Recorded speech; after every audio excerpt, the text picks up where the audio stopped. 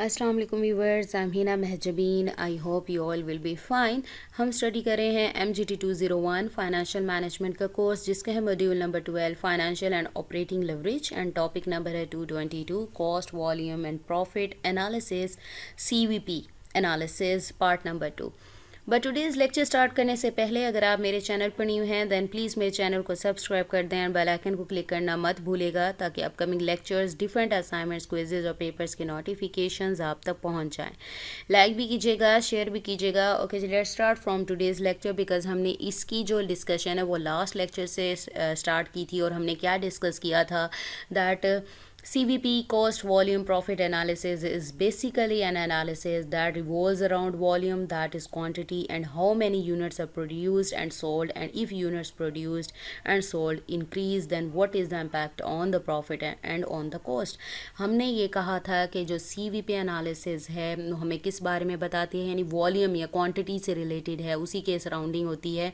यानी अगर आप अपने नंबर ऑफ़ यूनिट्स यानी ज़्यादा प्रोडक्शन अपनी ज़्यादा बढ़ाते हो, यानी अपनी चीज़ें ज़्यादा बनाते हो, तो वो सेल भी हो जाती हैं, सेल होती हैं, मार्केट में सोल्ड करते हो, तो उसका जो इम्पैक्ट है वो आपकी कॉस्ट और प्रॉफिट पर क्या होता है, क्या इधर वो इंक्रीज़ होती है या डिक्रीज़ होती है। तो इसके बारे में मैंने आपको प्रीवियस लेक्चर में बताया था, आप इसको देख लीजिएगा। So we have also talked about that cost is segregated into two components, that is fixed cost and the variable cost, and before that we have talked about that what is the impact of fixed and variable cost. हमने इससे पहले जो lectures थे उसमें हमने देखा था कि कॉस्ट को टू पार्ट्स में डिवाइड किया जाता है, यानी सेपरेट किया जाता है, जो कि फिक्स्ड कॉस्ट वेरिएबल कॉस्ट है, उसके बारे में भी कम्प्लीटली बता चुकी हूँ। और फिर देखा था इन दोनों कॉस्ट का क्या इम्पैक्ट आता है हमारी कॉस्ट प्रॉफिट पर, कॉस्ट पर।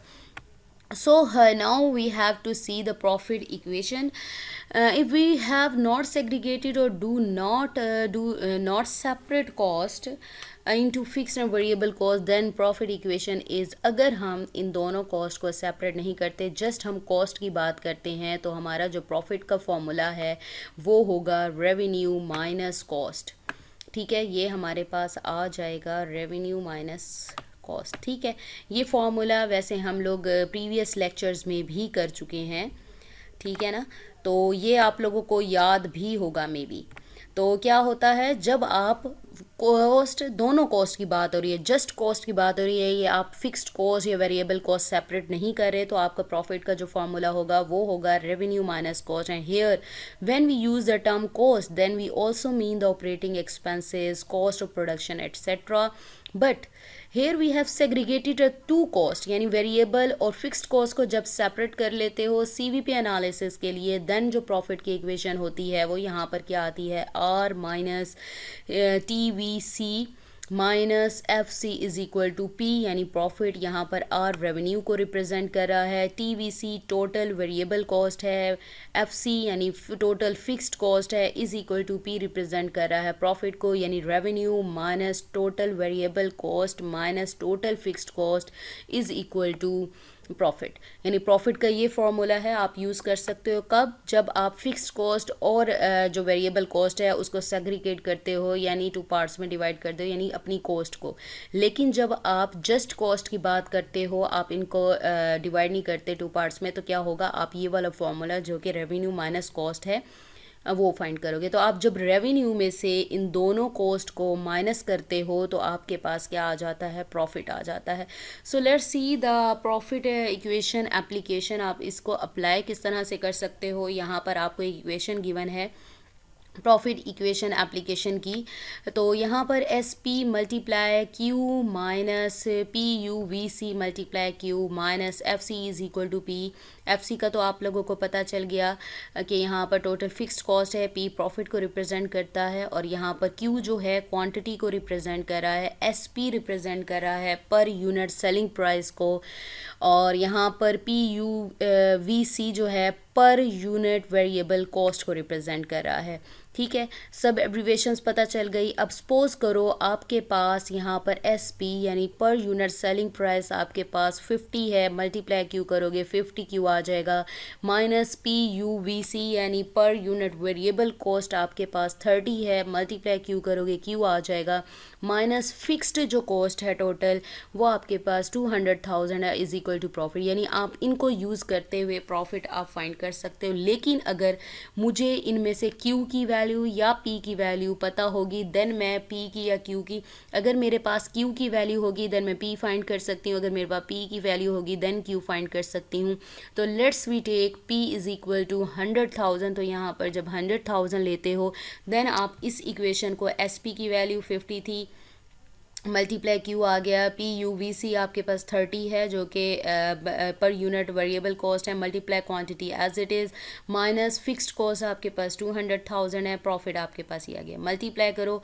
अब यहाँ आप लोग को अलजबरा आता होगा, जूनियर क्लासेस में किया है, माइनस के 200,000 है, वहाँ जाकर क्या हो जाएगा, प्लस हो जाएगा, 200 प्लस 100 300,000 आ जाएगा। अब ये देखो ये भी क्यू है ये भी क्यू है, यानी लाइक टर्म्स हैं, 50 माइनस 30 क्यू करेंगे तो आपके पास 20 क्यू आएगा, इज़ इक्वल टू 300,000। और जब 20 मल्टीप्लाई हो रहा है क्यू के साथ तो दूसरी साइड जाकर ये डिवाइड हो जाएगा, जब इसको डिवाइड करेंगे तो आपके पास 15,000 यूनिट्स आ जाएगा। It means that if we are given above all these यानी SP PF ये सारी वैल्यूज़ अगर आपको गिवन हो तो आपको 15,000 यूनिट्स सेल आउट करने हैं, which means that if we want to earn more profit then we can change the value profit। अगर ज़्यादा प्रॉफिट अर्न करना है तो प्रॉफिट की जो वैल्यू ऊपर जैसे 100,000 थी आई थिंक, तो इसको आप इंक्रीज़ करके देख लो क्या इम्पैक्ट आता है, ठीक है। Okay, then see what will be the impact, will be the quantity that will be required। यानी चेंज करते जाओ, ज़्यादा अर्निंग करनी है आप प्रॉफिट की वैल्यू चेंज करते जाओ और देखते जाओ कितनी क्वांटिटी आपको प्रोड्यूस करनी है जिससे आप ज़्यादा प्रॉफिट अर्न कर सको। सो अब हम ब्रेक पॉइंट हमें पता है ब्रेक इवन पॉइंट क्या था, जहाँ पर वो पॉइंट जहाँ पर बिजनेस इस सिचुएशन में आता है जहाँ उसे ना प्रॉफिट होता है ना लॉस होता है। So the same equation to apply it if we want to see that if there is no profit, want to see break even point, यानी वो पॉइंट देखना चाहती हूँ कौन सा ऐसा पॉइंट है, क्या वैल्यू है, कहाँ पर किन यूनिट्स पर आकर मेरा बिजनेस इस सिचुएशन में होगा ना उसे प्रॉफिट होगा ना लॉस होगा। Like how many units need to solve if we want to see the break even point. It means that in the above same equation if we take profit as zero, और zero हमने break even point के लिए कहा था कि आपकी cost वगैरह और यूनिट्स आई थिंक इक्वल आ जाते हैं। Break even point is actually that point where over profit and loss finishes और बिकम्स ज़ीरो, यानी ज़ीरो हो जाता है, फिनिश हो जाता है। तो क्या होता है, आपने जस्ट प्रॉफिट की जगह पर ज़ीरो लेना है। यानी देखें अब कोई क्वांटिटी यानी कोई वेरिएबल नहीं बचा जिसको मैंने फाइंड करना है। मैंने आपसे कहा था P और Q आता था, तो इनमें से P की वैल्यू या Q की दी हो, अगर Q की दी हो तो प्रॉफिट फाइंड कर सकते हो, अगर Q की गिवन हो तो P की गिवन हो तो क्वांटिटी फाइंड कर सकते हो, Q यानी क्वांटिटी गिवन हो तो प्रॉफिट। यहाँ प्रॉफिट आ गया ज़ीरो। सेम उसी वे में आप करोगे, माइनस 200,000 है वहाँ जाकर ऐड हो जाएगा 200,000 तो 50 माइनस 30 Q 20 Q मल्टीप्लाई हो रहा है, दूसरी साइड जाकर डिवाइड हो जाएगा, देन 10,000 यूनिट्स हैं। It means that we want to see with the above given values, यानी आपको ये वैल्यूज़ गिवन है, how much units we have to produce on which we do break even, then the equation help us to determine that, यानी 10,000 units produce करने पर वो break even point पर आ जाएगी। क्यों, अगर आप 10,000 यूनिट्स से ज़्यादा प्रोड्यूस करोगे तो आपको प्रॉफिट होगा, लेकिन अगर आपने 10,000 जो यूनिट्स हैं आपने इससे कम किया तो आपको लॉस होगा। लेकिन इस पॉइंट पर यानी 10,000 यूनिट्स प्रोड्यूस करने पर वो ब्रेक इवन पॉइंट पर है, यानी ना उसे प्रॉफिट हो रहा है और ना उसे लॉस हो रहा है।